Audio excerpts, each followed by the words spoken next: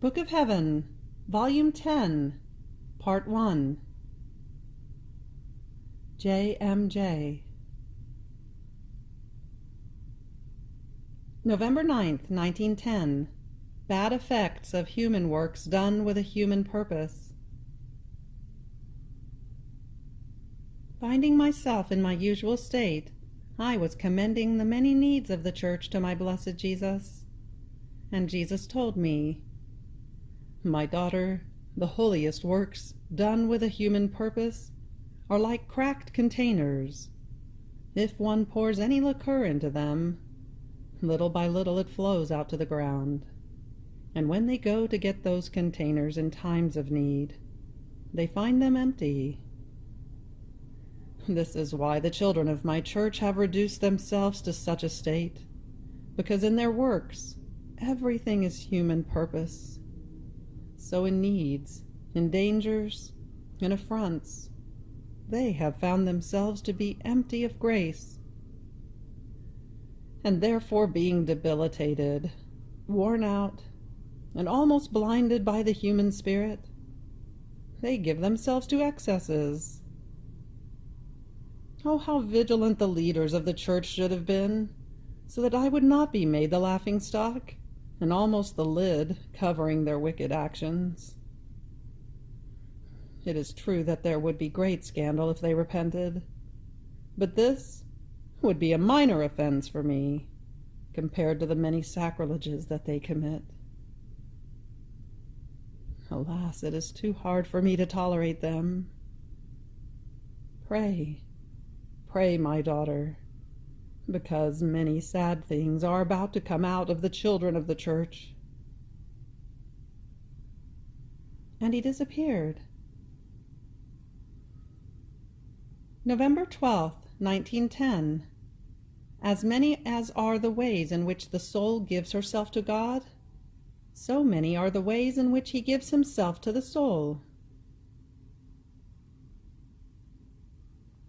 I was thinking about blessed Jesus when he was carrying the cross to Calvary, especially when he met with Veronica, who offered him a piece of cloth so that he might dry his face, all dripping with blood.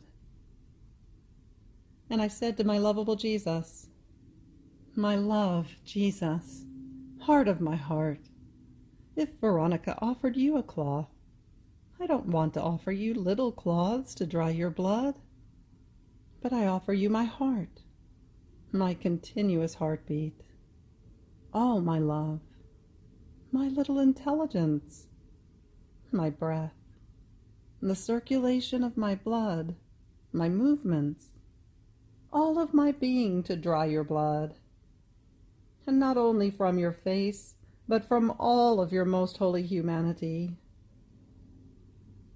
I intend to tear myself into as many pieces, for as many as are your wounds, your sorrows, your bitternesses, the drops of the blood you shed, so as to place on all of your sufferings, on some my love, on some a relief, on some a kiss, on some a reparation, on some an act of compassion, on some a thanksgiving, and so forth. I do not want any little particle of my being, any drop of my blood, to be left without occupying itself with you. And do you know, O Jesus, what I want as recompense? That in all of the tiniest particles of my being, you impress and seal your image, so that in finding you in everything and everywhere, I may multiply my love." And so forth with all the other nonsense I said. Now, having received communion and looking into myself, I could see, in each particle of my being, the whole of Jesus within a flame, and this flame spoke of love. And Jesus said to me, "Here is my daughter made content. As many as are the ways in which she has given herself to me, so many, and tripled, are the ways in which I have given myself to her. November 23rd, 1910. Love is enough for everything, and changes the natural virtues into divine. Finding myself in my usual state, I was thinking about purity, and about how I do not give a thought to this beautiful virtue, either for or against. It seems to me that on this button of purity, it neither bothers me nor do I think about it. So I said to myself, I myself do not know how I am with regard to this virtue, but I do not want to meddle in this. Love is enough for me in everything. And Jesus, adding to my words, told me, My daughter, love encloses everything, chains everything, gives life to everything, triumphs over everything, embellishes everything, enriches everything. Purity is content with not doing any act, gaze, thought, or word that is not honest, while it tolerates the rest. And this amounts to the acquisition of mere natural purity. Love is jealous of everything, even of one's thought and breath, as honest as one may be. It wants everything for itself, and with this it gives to the soul not natural, but divine purity, and so with all the other virtues. So one can say that love is patience, love is obedience, is sweetness, is fortitude, is peace. It is everything. If all the other virtues do not receive life from love, they can be called natural virtues at the most. But love changes them into divine virtues. Oh, what a difference between the two! The natural virtues are servants. The divine are queens. Therefore may love be enough for you in everything. November 28th, 1910. Lack of love has cast the world into a net of vices. Finding myself in my usual state, I saw my always lovable Jesus. In my interior, I felt myself all transformed in the love of my beloved Jesus. Now I would find myself inside of Jesus, bursting into acts of love together with Jesus, loving as Jesus loved. But I am unable to say it. I lack the words. And now I would find my sweet Jesus in me, and I alone would burst into acts of love, while Jesus would listen to me, telling me, say it, repeat it again. Relieve me with your love. Lack of love has cast the world into a net of vices. And he would remain silent in order to listen to me, and I would repeat again the acts of love. I shall say the little I remember. In every moment, in every hour, I want to love you with all my heart. In every breath of my life, while breathing, I shall love you. In every beat of my heart, love, love, I shall repeat. In every drop of my blood, love, love, I shall cry out. In every movement of my body, love alone I shall embrace. Of love alone I want to speak. At love alone I want to look. To love alone I want to listen. Always of love I want to think. With love alone I want to burn. With love alone I want to be consumed. Only love I want to enjoy. Only love I want to content. from love alone I want to live, and within love I want to die. In every instant, in every hour, I want to call everyone to love. Only and always together with Jesus, and in Jesus I shall live. Into his heart I shall plunge myself, and together with Jesus, and with his heart, love, love, I shall love you. But who can say them all? In doing this, I felt myself divided into many little flames, that then became one single flame. November 29th, 1910. Jesus is jealous that someone else may comfort the soul. Since a good and holy priest was coming, I was a little bit anxious to speak with him, especially about my current state, in order to know the divine will. Now, after he came the first and the second time, I saw that nothing would be done of what I wanted. So having received Holy Communion, all afflicted, I was repeating my great affliction to my affectionate Jesus, saying to him, "My life, my good and my all, it shows that you alone are everything for me. I have never found in any creature, as good and holy as he might be, a word, a comfort, a solution for the slightest doubt of mine. It shows how there is to be no one for me but you alone. You alone, the all for me, and I alone, alone, always alone for you. And so I abandon myself in you, completely and always. As bad as I am, have the goodness of holding me in your arms, without leaving me for one single instant." While I was saying this, my blessed Jesus made himself seen looking in my interior, turning everything upside down to see if there was something that he did not like.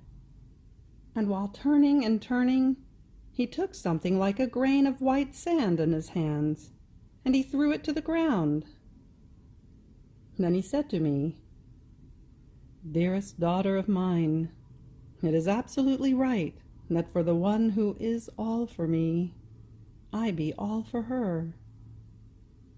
I am too jealous that someone else might give her the slightest comfort. I myself alone want to make up for all, and in everything. What is it that afflicts you? What do you want? I do everything to make you content. Do you see that white grain that I removed from you? It was nothing but a little bit of anxiety, for you wanted to know my will from others. I removed it from you, and I threw it on the ground, so as to leave you in holy indifference, the way I want you. And now I shall tell you what my will is. I want Mass, and also communion. As for whether or not you must wait for the priest to come round, you shall be indifferent to this. If you feel dozy, you shall not try to come round. And if you feel awake, you shall not try to doze off. However, know that I want you always ready, and always at your post of victim, even if you should not always suffer. I want you like the soldiers in the battlefield. Even if the act of fighting is not continuous, they remain with their weapons ready, and if necessary, seated in the quarters, so that every time the enemy tries to start the fight, they may always be ready to defeat him. The same for you, my daughter. You shall remain always ready, always at your post, so that every time I should want to make you suffer, either for my relief or to hold back chastisements, or for anything else, I may find you always ready. I do not have to always call you, or dispose you to the sacrifice each time, but rather you shall consider yourself as being always called, even if I should not always keep you in the act of suffering. So we have understood each other, haven't we? Be tranquil and fear nothing. December 2nd, 1910. The Spark of Jesus. Continuing in my usual state, my always lovable Jesus came, and I saw myself like a spark. This spark was making its round around my dear Jesus, and it would stop now on his head, now in his eyes. It would now enter into his mouth, and now descend inside of him, deep into his innermost adorable heart. Then it would come out and make it round, and Jesus would even place it under his feet. And instead of being extinguished at the warmth of his divine souls, it would ignite more. It would come out with greater speed from underneath his feet, and would make its round around Jesus again. And now it prayed with Jesus. Now it loved him. Now it repaired him. In sum, it did whatever Jesus was doing. And with Jesus, this spark became immense, embraced everything in the prayer. No one escaped it. It was present in the love of all, and for all it loved, it repaired. It made up for everyone and for everything. Oh, how admirable and unutterable is that which is done with Jesus! I lack the words to be able to put on paper the expressions of love and other things that can be done with Jesus. Obedience would want it so, but the mind goes up high to take the words from Jesus. Then it descends down below, tries to find the expressions, the words of the natural language, but it finds no way out. Therefore I can't. Then my beloved Jesus told me, "My daughter, you are the spark of Jesus. A spark can be anywhere. It can penetrate into anything. It occupies no space. At most, it lives up high and makes its round, and it is also delightful." And Jesus, a spark is very weak and can easily be extinguished. And if it goes out, there is no way to give it new life. Therefore, poor me, if I arrive at being extinguished. And Jesus, no, the spark of Jesus cannot be extinguished, because its life is nourished by the fire of Jesus. And the sparks that have life from my fire are not subject to death. And if they die within the very fire of Jesus. I have made you the spark, so that I may amuse myself more with you. And because of the littleness of the spark, I can use it by making it make its round continuously, inside and outside of me, keeping it in whatever part of me I want, in my eyes, in my ears, in my mouth, under my feet, wherever I best please. December 22nd, 1910. In order to be able to operate great things for God, it is necessary to destroy self-esteem, human respect, and one's own nature. Continuing in my usual state, I saw various priests before my mind, and blessed Jesus was saying, "In order to be able to operate great things for God, it is necessary to destroy self-esteem, human respect, and one's own nature, so as to live again of divine life, and take into consideration only the esteem of our Lord, and that which regards his honor and his glory. It is necessary to crush, to pulverize that which is human, in order to be able to live of God. And here is how, not you, but God himself shall speak and operate in you, and the souls and the works entrusted to you shall produce splendid effects, and you shall receive the fruits that you and I longed for, like the works of the reunions of priests that I spoke to you about before. One of these might be able to promote and also carry out this work, but a little bit of self-esteem, of useless fear, of human respect, renders him incapable. And when grace finds the soul surrounded by this baseness, it flies and does not stop, and the priest remains a man and operates as a man, and his works have the effects that those of a man can have, not the effects that a priest, animated by the Spirit of Jesus Christ, can have. December 24th, 1910. Irresolute souls are good at nothing.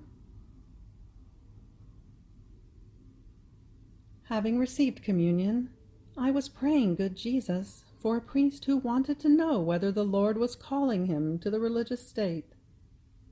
And good Jesus told me, "My daughter, I call him, but he is always undecided."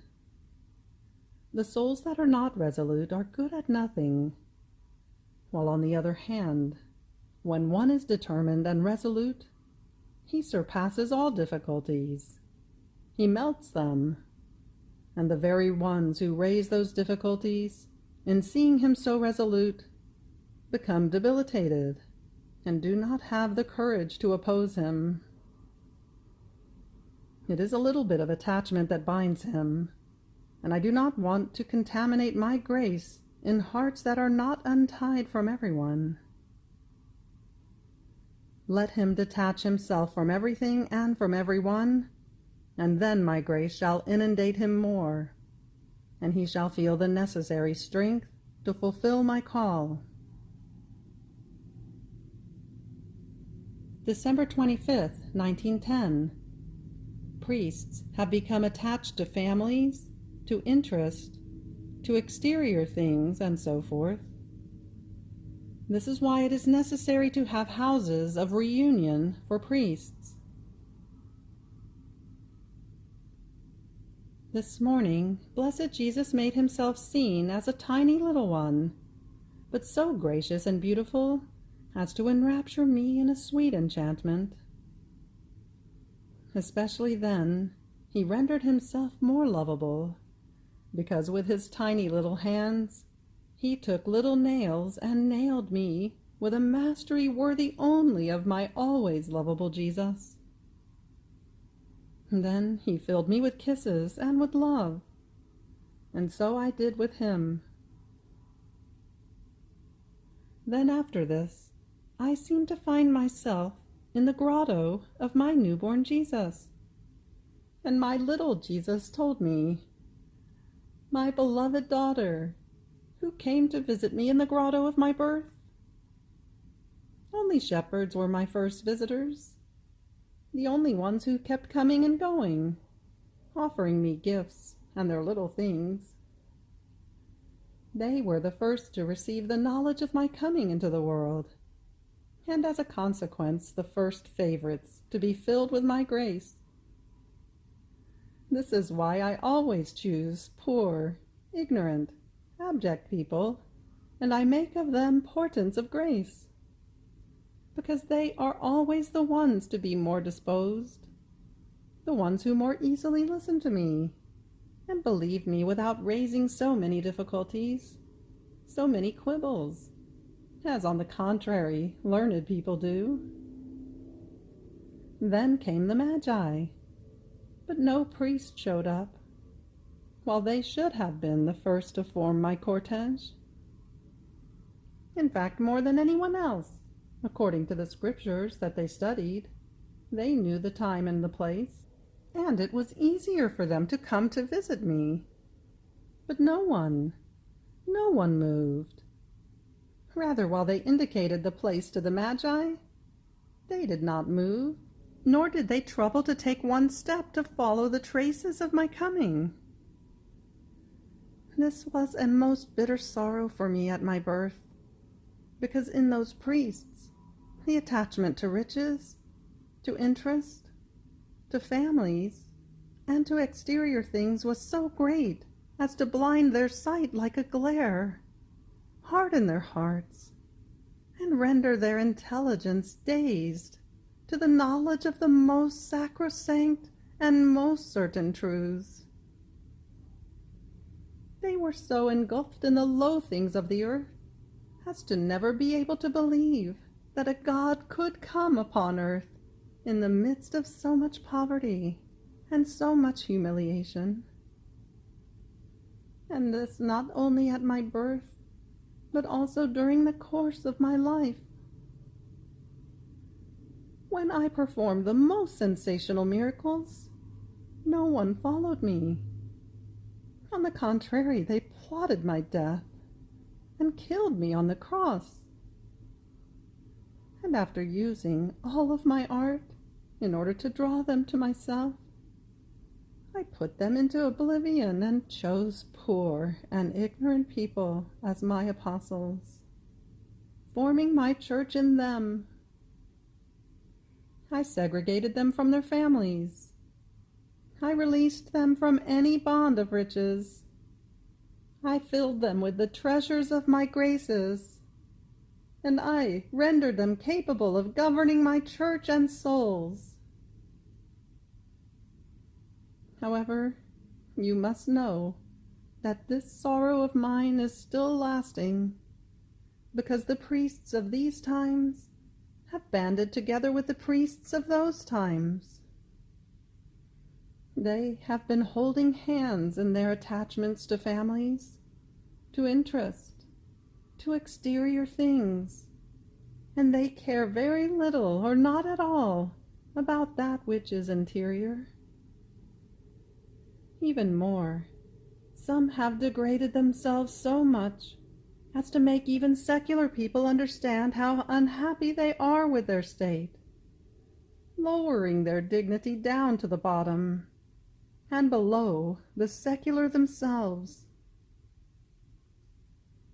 Ah, my daughter, what prestige can their word still have among the peoples?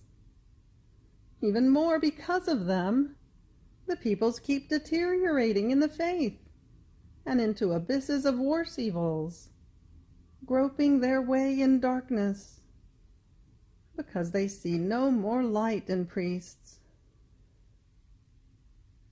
This is the reason for the necessity of houses of reunion of priests, so that freed from the mist of darkness by which he is invaded, families, interest, and cares for exterior things, the priest may give out light of true virtues, and the peoples may turn back from the errors in which they have fallen. These reunions are so necessary that every time the church has reached the bottom, this has almost always been the means in order to make her rise again, more beautiful and majestic. On hearing this, I said, "My highest and only good, sweet life of mine, I compassionate your sorrow, and I would like to soothe it with my love. But you know well who I am, how poor, ignorant, bad I am, and also extremely taken with my passion for hiddenness. I would love it if you could hide me so much within you that no one might ever again believe that I existed. And you, instead, want me to speak about these things that so much grieve your most loving heart, and that are so necessary for the church? Oh, my Jesus, to me, speak of love, and go to other good and holy souls to speak about these things that are so useful for your church. And good Jesus continued, My daughter, I too loved hiddenness, but there is a time for everything.